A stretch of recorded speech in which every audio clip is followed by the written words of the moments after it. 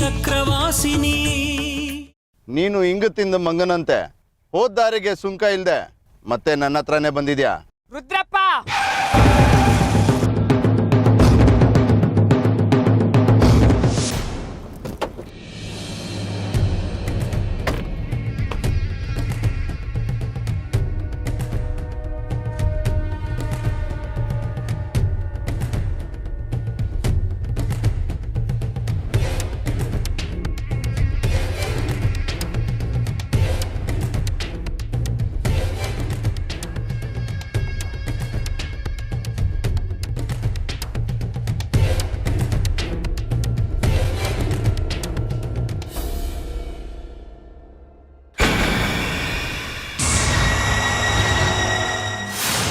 ಹರಿಹಂತಪುರಕ್ಕ ಜಾಜಿ ಅಲ್ಲಿಗೆ ಮತ್ತ್ಯಾಕೆ ಹೋದ್ಲು? ಆದ್ರೆ ಇದ್ದಕ್ಕಿದ್ದಾಗೆ ಅವಳು ಇಲ್ಲಿಂದ ಅಲ್ಲಿಗೆ ಹೇಗೆ ಹೋಗೋದಕ್ಕೆ ಸಾಧ್ಯ? ಜಾರಿಗೆ ಸಾಧ್ಯ ಇಲ್ಲ ವಿದ್ಯಾ, ಆದರೆ ಅಮ್ಮನವರಿಗೆ ಎಲ್ಲವೂ ಸಾಧ್ಯ.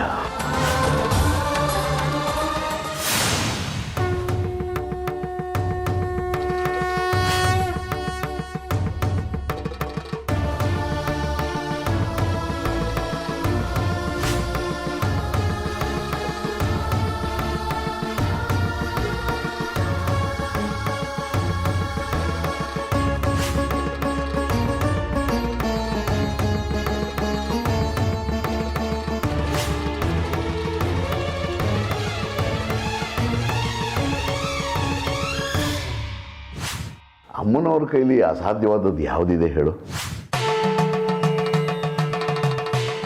ಜಾಜಿ ಅವಳ ಇಷ್ಟದ ಮೇರೆಗೆ ಅಲ್ಲಿಗೆ ಹೋಗಿಲ್ಲ. ಅಮ್ಮನವರು ತಮ್ಮಿಚ್ಛೆ ಮೇರೆಗೆ ಅವಳನ್ನು ಅಲ್ಲಿಗೆ ಕರೆಸ್ಕೊಂಡಿದ್ದಾರೆ. ಜಾಜಿ ಇವಳು ಹೇಗೆ ಇಷ್ಟು ಬೇಗ ಇಲ್ಲಿ ಬಂದ್ಲು? ಇವಳು ಕಾರಣದಿಂದಾನೇ ವಿಗ್ರಹ ನಮ್ಮ ಕೈ ತಪ್ಪಿದ್ದು. ಆ ಊರವ್ರ ಕೈಯಿಂದ ವಿಗ್ರಹ ತಪ್ಪಿಸ್ಬೇಕು ಅಂತ ನಾವು ಅನ್ಕೊಂಡಿದ್ರೆ ಇವಳು ವಿಗ್ರಹನ ಎತ್ಕೊಂಡು ಹೋಗಿ ಯಾರ ಕೈಗೂ ಸಿಗದಂಗೆ ಮಾಡ್ಬಿಟ್ಲು. ಇವಳು ಸಿಕ್ಕಿದ್ದು ಪರೋಕ್ಷವಾಗಿ ಒಳ್ಳೇದೇ ಆಯಿತು. ಇವಳನ್ನ ಇಟ್ಕೊಂಡು ನಾವು ಆಟ ಆಡ್ಬೋದು. ಅದೇ ಸರಿ, ಇವಳನ್ನ ಮೊದಲು ನಮ್ಮ ಹಿಡಿತದಲ್ಲಿ ಇಟ್ಕೊಬೇಕು. ಇವಳು ನಮ್ಮ ಮನೇಲಿರಲಿ. ಸಮಾಧಾನ ಕನಕಾಂಬರಿ, ಇವಳನ್ನ ನೀನು ಕರ್ಕೊಂಡು ಹೋಗೋಕ್ಕಿಂತ ನಾನು ಕರ್ಕೊಂಡು ಹೋಗೋದೇ ಕ್ಷೇಮ. ಇವಳು ನಮ್ಮನೇಲೇ ಇರಲಿ. ನಮ್ಮನೇಲಂತೂ ಬೇರೆ ಯಾರೂ ಇಲ್ಲ. ಇವಳಿಗೆ ಜೊತೆಯಾಗಿ ಹೇಗೂ ಇವಳದೇ ವಯಸ್ಸಿನ ನನ್ನ ಮಗಳಿದ್ದಾಳಲ್ಲ. ಅಮ್ಮನವರ ಈ ಆಜ್ಞೆಗೆ ಬೇರೇನಾದ್ರೂ ಕಾರಣ ಇದೆಯಾ ದೇಶಕ್ರೆ? ಅಮ್ಮನವರ ಮನಸ್ಸನ್ನು ಬಲ್ಲೋರು ಯಾರು ಶೇಖರಿ? ನಾವಲ್ಲಿಗೆ ಹೋದ್ಮೇಲೆ ಅದು ಏನು ಅಂತ ತಿಳಿಯೋದು. ನೋಡಿ, ಅಮ್ಮನವರ ಮನೋಭಿಲಾಷೆಗೆ ಕುಂದಾಗದೇ ಇರೋ ಹಾಗೆ ಜಾಜಿಗೆ ಸಹಾಯ ಮಾಡೋದು ನಮ್ಮೆಲ್ಲರ ಕರ್ತವ್ಯ. ನೀವು ನೀವಿಬ್ಬರು ಈಗಲೇ ಅರಿಹಂತಪುರಕ್ಕೆ ಹೊರಡಿ. ನಾವಿಬ್ಬರೇ ಹೋಗೋದಕ್ಕಿಂತಲೂ ನೀವು ಬಲ್ಲವರು, ಸಜ್ಜನರು. ನೀವು ನಮ್ಮ ಜೊತೆಗಿದ್ರೆ ಕೆಲಸ ಸುಲಭ ಆಗಿರ್ತಿತ್ತು. ನೀವು ನಮ್ಮ ಜೊತೆ ಬಂದಿದ್ರೆ ನಮಗೆ ಸ್ವಲ್ಪ ಧೈರ್ಯ ಇರೋದು ದೇಶಕ್ರೆ. ಅಮ್ಮನವರು ಪ್ರೇರಣೆ ಆದರೆ ಅರಿಹಂತಪುರಕ್ಕೇನಪ್ಪ, ಹಿಮಾಲಯಕ್ಕೆ ಬೇಕಾದರೂ ಬರ್ತೀನಿ. ಆದರೆ ನಾನು ಅಲ್ಲಿಗೆ ಬರಬೇಕು ಅಂತ ಅಮ್ಮನವರು ಪ್ರೇರಣೆ ಆಗಿಲ್ವಲ್ಲ, ಹಾಗಾಗಿ ನಾನು ಅಲ್ಲಿಗೆ ಬರೋ ಹಾಗಿಲ್ಲ. ನನ್ನದೇನಿದ್ರು ಬರೀ ದಾರಿ ತೋರಿಸೋ ಕೆಲಸ. ದಾರಿ ತೋರಿಸ್ತೀನಿ ಅಷ್ಟೇ. ಮಿಕ್ಕ ಕೆಲಸನೆಲ್ಲ ಅಮ್ಮನವರೇ ನಿಮ್ಮ ಕೈಲಿ ಮಾಡಿಸ್ತಾರೆ. ದೇಶಕ್ರೆ, ನಿಮ್ಮಿಂದ ಬಹಳ ಉಪಕಾರ ಆಯಿತು. ನಾವು ಈಗಲೇ ಅರಿಹಂತಪುರಕ್ಕೆ ಹೊರಡ್ತೀವಿ. ಆಶೀರ್ವಾದ ಮಾಡಿ. ಆಯ್ತಪ್ಪ, ಒಳ್ಳೆಯದು. ಹೋಗ್ಬಿಟ್ಟು ಜಗನ್ಮಾತಾ ಎಲ್ಲ ನಿಮಗೆ ಅರ್ಪಣೆ ತಾಯಿ.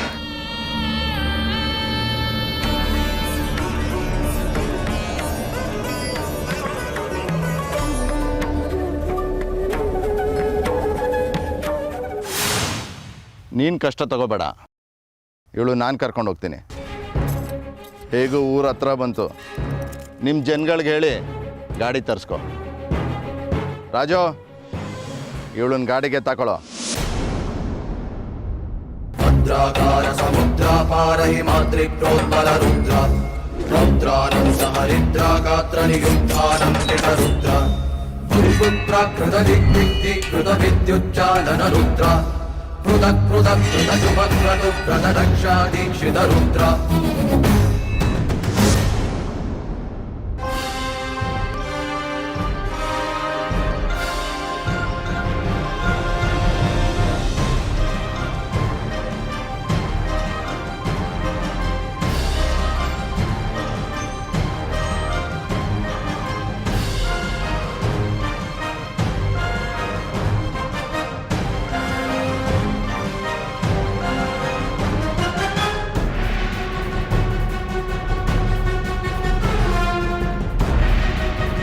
ಇವನು ತಿರ್ಗಾ ಏನೋ ಹೊಸ ತಂತ್ರ ಹೂಡ್ತಾವನೆ. ಅದಕ್ಕೆ ನಾನು ಅವಕಾಶ ಮಾಡಿಕೊಡ್ಬಾರ್ದು.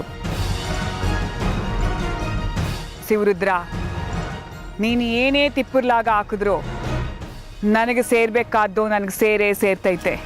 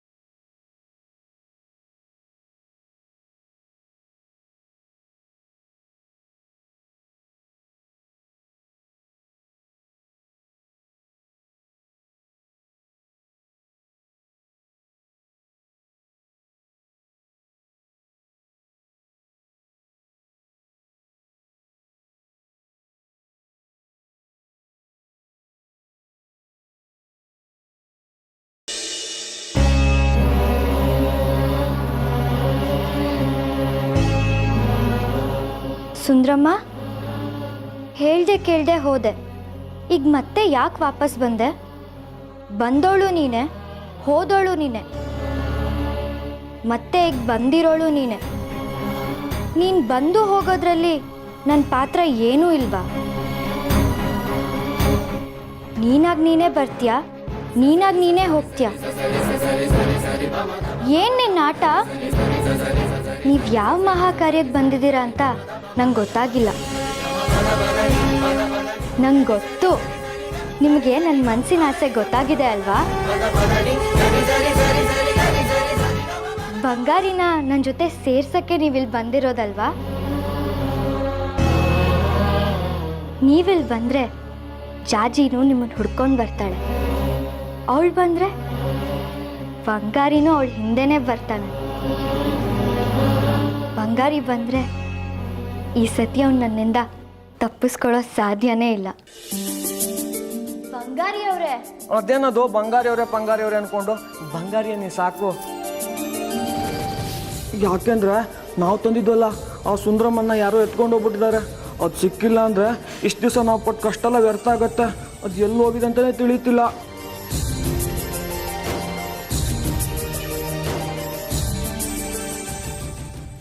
ಬಂಗಾರಿ ಬಂಗಾರಿ ಬಂಗಾರಿ, ಏನಾಯ್ತು?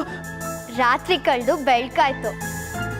ನಿನ್ನೆದುರುಗಿರೋದು ನಾನು ದೇವಿಕಾ, ನನ್ನ ಎದುರಿಗೆ ನೀನಿದ್ಯಾ.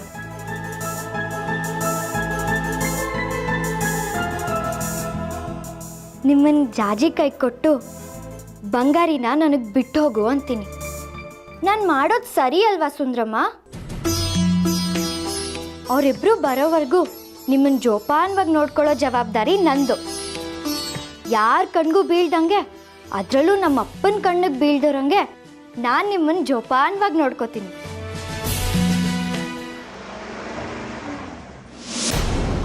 ಅಯ್ಯೋ, ಅಪ್ಪ ಬಂದ್ಬಿಟ್ರೆ ಅನ್ಸುತ್ತೆ.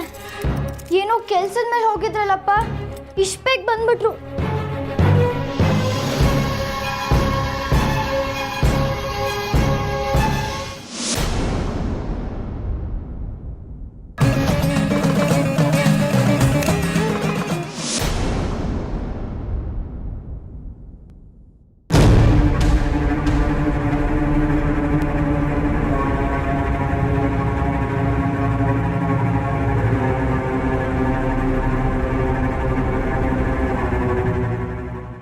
ಪಕ್ಕ ಕೂತಿರೋದು ಯಾರಪ್ಪ? ನೀನೇ ಹೋಗಿ ನೋಡಮ್ಮ, ಗೊತ್ತಾಗುತ್ತೆ. ನಿನಗೆ ತುಂಬ ಬೇಕಾದವರು.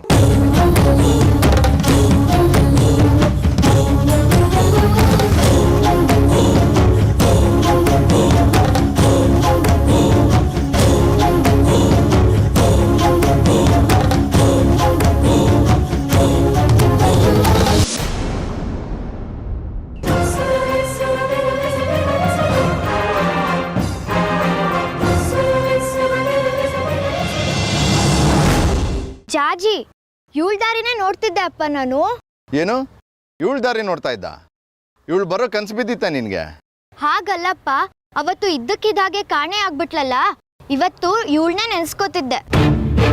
ಹಾಗೆ ಹೋದವಳು ಮತ್ತೆ ತಿರುಗಿ ಬರಲೇ ಇಲ್ವಲ್ಲ, ಅದಕ್ಕೆ ಕೇಳಿದೆ ಅಷ್ಟೆ. ಹೌದು, ಇವಳಿಗೇನಾಗಿದೆ? ಯಾಕೆ ಹೀಗೆ ಮಲಗಿದಾಳೆ? ದಾರಿಲಿ ಬರ್ತಾ ಹೀಗೆ ಪ್ರಜ್ಞೆ ತಪ್ಪಿರೋ ಸ್ಥಿತಿಲಿ ಬಿದ್ದಿದ್ಲು. ಹೇಗೂ ನಿನ್ ಗೆಳತಿ ಅಲ್ವಾ ಅಂತ ಕರ್ಕೊಂಬಂದೆ. ಒಳ್ಳೇದಾಯ್ತು, ನಂಗೆ ಇವಳೇ ಬೇಕಾಗಿತ್ತು. ಸರಿ, ಅವಳನ್ನ ಉಪಚಾರ ಮಾಡು ಸ್ವಲ್ಪ. ಅವಳ ಆರೋಗ್ಯನ ಸುಧಾರಿಸ್ಲಿ, ನಿನಗೆ ಒಳ್ಳೆ ಜೊತೆ ಆಗುತ್ತೆ. ಸದ್ಯಕ್ಕೀಗ ಇವಳನ್ನ ನೀನೇ ನೋಡ್ಕೋಬೇಕು. ಅದನ್ನ ನನಗ್ ಬಿಡಪ್ಪ, ಇವಳನ್ನ ನಾನೇ ನೋಡ್ಕೋತೀನಿ.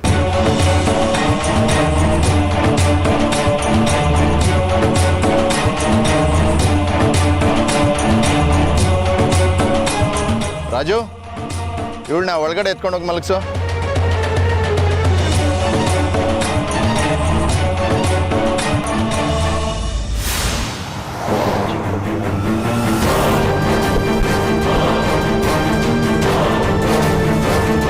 ನಿಲ್ಸು.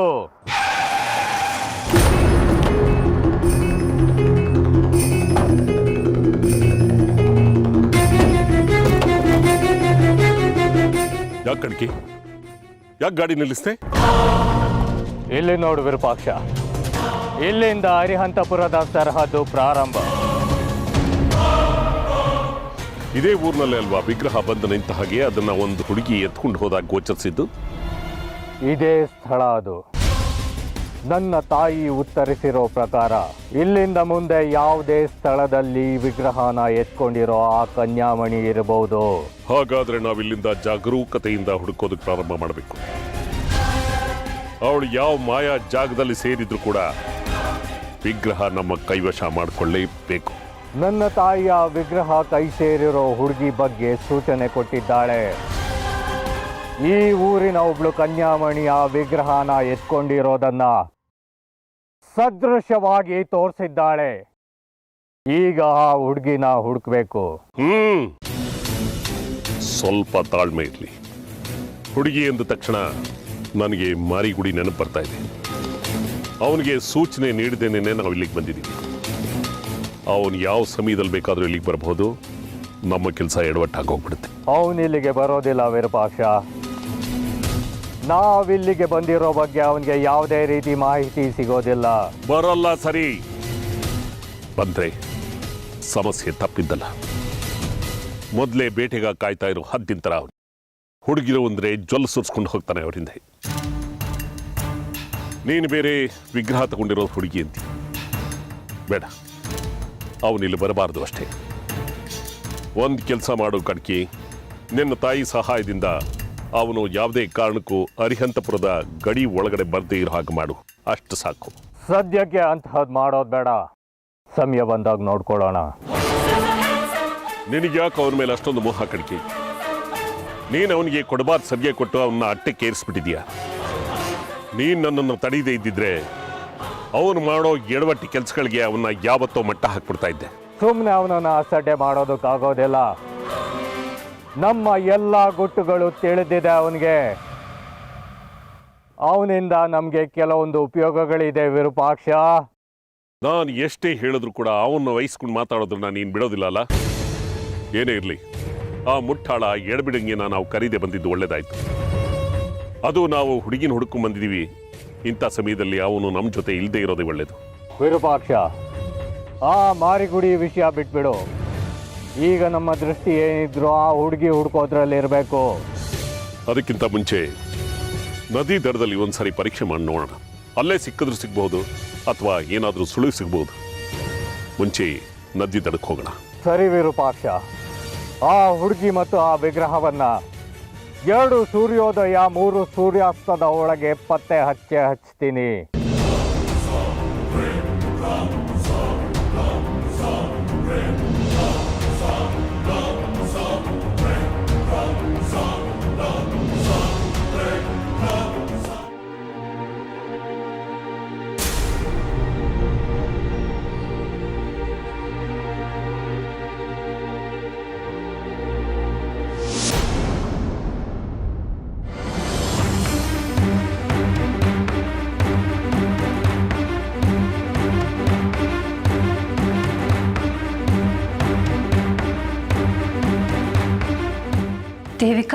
ದೇವಿಕಾನೇ. ನಾನು ಎಲ್ಲಿದ್ದೀನಿ ದೇವಿಕಾ? ನೀನಾಗ್ ನೀನೇ ಇಲ್ಲಿ ಬಂದಿರೋದು. ನಿನಗ್ ಗೊತ್ತಿಲ್ವಾ ನೀನ್ ಎಲ್ಲಿದ್ಯಾ ಅಂತ? ನನಗೆ ಒಂದು ಅರ್ಥ ಆಗ್ತಿಲ್ಲ. ನಾನು ಯಾವಾಗ ನಿನ್ನ ಹತ್ರ ಬಂದೆ? ಇದನ್ನೇ ಜಾಜಿ ವಿಧಿ ಅನ್ನೋದು. ದೇವಿಕಾ, ನಗಬೇಡ, ದಯವಿಟ್ಟು ಹೇಳು. ನನಗೆ ತಲೆ ಚಿಟ್ಟ ಹಿಡಿತಾ ಇದೆ.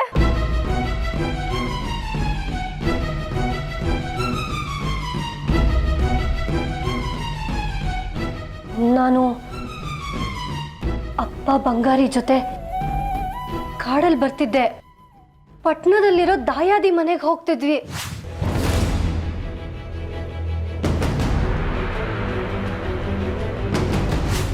ದಾರಿಲಿ ಬರ್ತಾ ಸುಂದ್ರಿ ನೆನಪಾಗಿ ಅಪ್ಪ ಅಳ್ತಾ ಕೂತ್ರು.